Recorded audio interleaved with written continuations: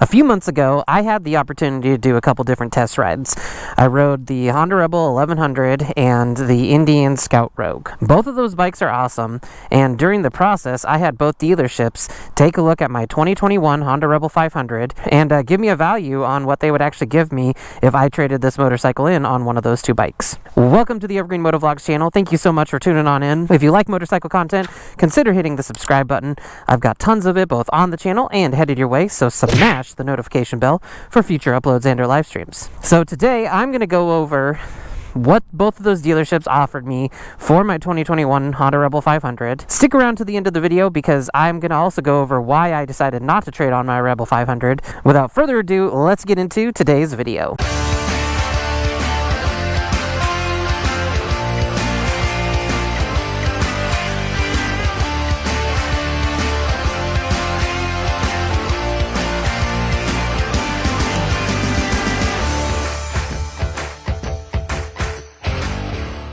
Alright, on the motorcycle, you may notice something new on the bike in this area over here. Yes, I did finally get a quad lock. I filmed part of the video of installing it. I'm not sure if I'm going to put that out, but I did upgrade to the quad lock, and so far have been loving it. Super excited to finally have that. Like I said, when I was going through the test riding process and test rode the Rebel 1100 and the Indian Scout Rogue, I left my bike at the dealership, obviously, and asked both of them just to give me a general value of what they would give me if I wanted to trade this bike in on both of those motorcycles.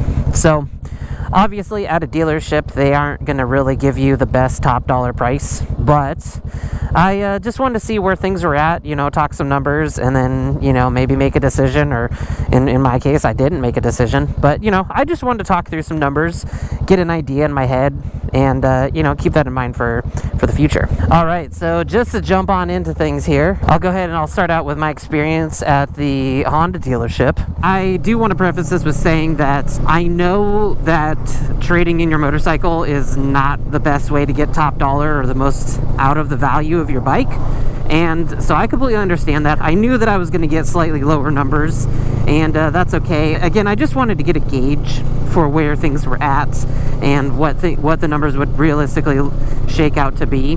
And I understand that those places are both businesses. Dealerships are businesses. They need to make money, and so they're not going to give me the full fair market value of the bike, but still wanted to see how close it was. At the Honda dealership, had a great time test riding the Rebel 1100, and it's actually the dealership that I bought the bike from, so they may have been giving me a little bit of a better price. So I sat down, talked to them, talked through some numbers, and they told me that they would give me $4,500 if I wanted to trade in my Rebel 500 towards that Rebel 1100.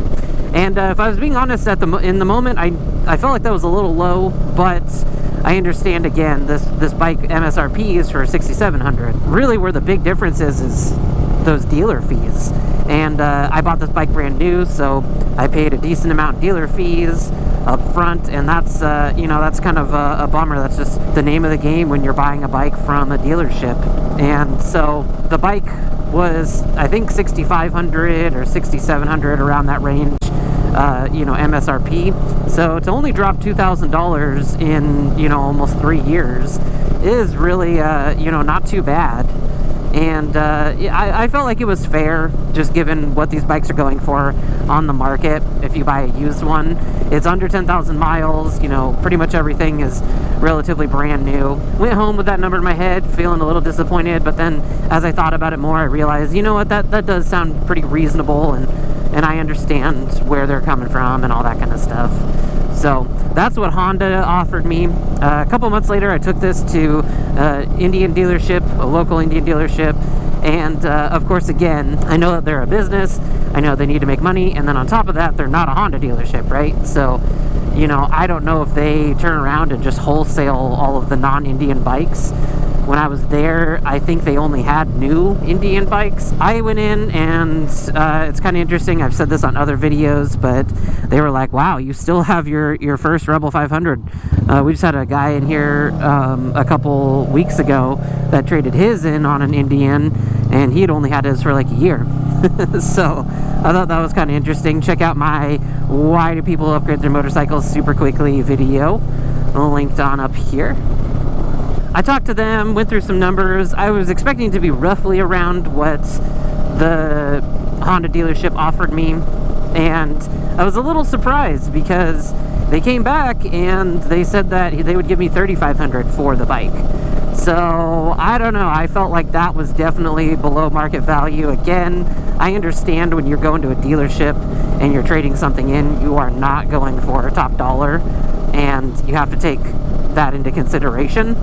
Trade-ins are nice, right? You just give them the keys, you know, sign the bike over, and you don't have to worry about people screwing you over. You don't have to worry about, you know, all the different things that happen with people not showing up or sending you that "is it available" message a million times on Facebook Marketplace. So trading in just kind of takes all the headache out of it, and so I do respect that and understand that. But I was a little annoyed when I left that dealership, the Indian dealership, because I was like, what the heck? Why? I feel like just like last month I went to the Honda dealership and they were going to give me $1,000 more. And I know I could have negotiated, but at the moment I was just not going to trade it in. I would rather take this bike and sell it to somebody else on the used market. And that's kind of where my head's at, because it's funny, one of the things that the Indian dealership told me was when I showed them my bike, they asked me, hey, do you have the stock exhaust? Which, if you don't know, I have the Shorty GP from Radiant Cycles on here, so check out my Shorty videos linked on up here. And I thought it was kind of funny that they actually asked me if I was going to trade in my Rebel 500 for an Indian. They asked me if I could take it home and bring back or put on the stock exhaust. The guy was like, yeah, a bunch of people don't like those little shorties.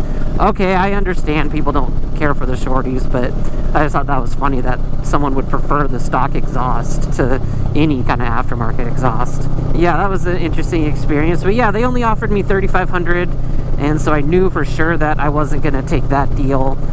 Just didn't think it was going to be worth it. I think I can get closer to $5,000 for this bike, and I've thought about, you know, the strategy of taking my motorcycle, and if I am going to sell it in the future, you know, I have some aftermarket parts on it. So I've thought about this strategy where I basically would take most of the parts off, or at least some of the bigger parts, clean them up, make sure they're in totally, you know, good working order, and try to sell those individually.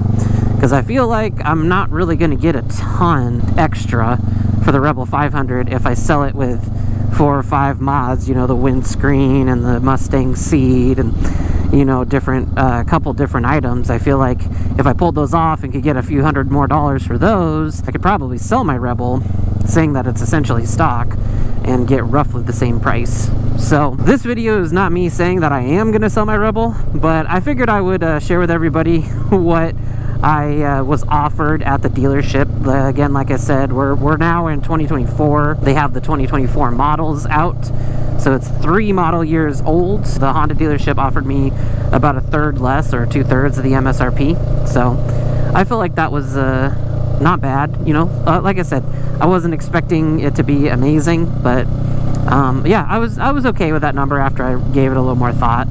And yeah, I don't know, I'm not going to trade it in right now. I think, again, I'll keep this bike. If I get a new motorcycle, I'll keep this for now, and then, you know, if I do decide to get rid of it, I'll probably sell it on Facebook Marketplace or something like that, and see if I can get a little more for it. And now I just kind of want to talk a little bit about why I decided not to do it, and yeah, just kind of overall general thoughts. Well, the main reason, I kind of mentioned this, I think I can get a little bit more for it, and I'm just not ready to get rid of this bike yet. So I went into it. It's always good to know some numbers, right? If you can just sit down and get an idea of what I could get for it, what the value is, you know, if anything ever changes, it's good to have those numbers stowed away and be understanding of where everything's at. But I wasn't ready at that time. I'm still not ready to get rid of this bike. I just felt like in both instances I could get a little bit more out of it, and that I think it would just be a little bit more beneficial to me to hold on to this bike, and in the future either do some more modding to it or sell it on the used market. And of course, I definitely wasn't going to trade it into the Indian dealership. Like I said, I thought $3,500 was kind of a bummer. I don't want to say I was insulted, because again, I know like maybe in their circumstance they thought that they could wholesale it maybe for $4,500 or something, or for $4,000. As much as people think that a lot of dealerships make a bunch of money, I know some of them do, but a lot of them really are in these weird circumstances where they make on the used, you know, whether it's a car or a motorcycle, they really don't make a lot of money. They actually, you know, only make a few $100s, and then or maybe $1,000 or something like that. And you know, the money is really more where they can sell you on some of the extra stuff, especially with cars. I know that a lot of the times the dealerships have deals worked out with the warranties and, you know, those free oil changes for life and different things like that. That's where they end up making a lot of their money. And I've even heard some dealerships having other kinds of things that they don't necessarily mention to the public. So when it comes to motorcycles, I'm sure there's a little bit more of a margin there. Anytime you're selling something that is more of a fun toy versus something that a lot of people need to survive, like a car, you know, there's going to be a little bit more of the profit built in there. But yeah, I just I thought it was interesting that the Indian dealership was $1,000 lower than the Honda dealership. I figured it was going to be a little bit different, but I didn't expect it to be significantly lower. That's the reason, like I said, not ready to get rid of this bike. I just wanted to kind of share you guys, share my experience. Both dealerships were super nice, super accommodating. They were really happy to give me some numbers, you know, so it wasn't like it didn't seem like I was inconveniencing anybody or anything like that. And when I told them I wasn't looking to do that day, nobody seemed upset or, you know, tried to be super pushy or anything like that. So I really appreciated that, the overall experience at the Auburn Indian Motorcycle dealership. And whoa, all right, driving in the line, nice. Yeah, the overall experience in the Auburn Indian Motorcycle dealership and at the Southbound Motorsports, both were great experiences with the test rides and just kind of talking through numbers and all that kind of stuff. So no complaints there, but I'm gonna go ahead and cut things off there. Thank you so much for stopping on by. Like I said, I really appreciate everybody chiming on in. So go ahead and drop a comment down below. Let me know what you thought about the prices that I was offered. $4,500 from the Honda dealership, $3,500 from the Indian dealership. And yeah, just let me know what your thoughts are. Let me know if you think those are fair prices and what you think 2021 Honda Rebel 500 might actually go for on the open market. Like I said, I think it's probably somewhere in the $5,000 to $5,500 range, but I could be wrong. It's been a little while since I checked.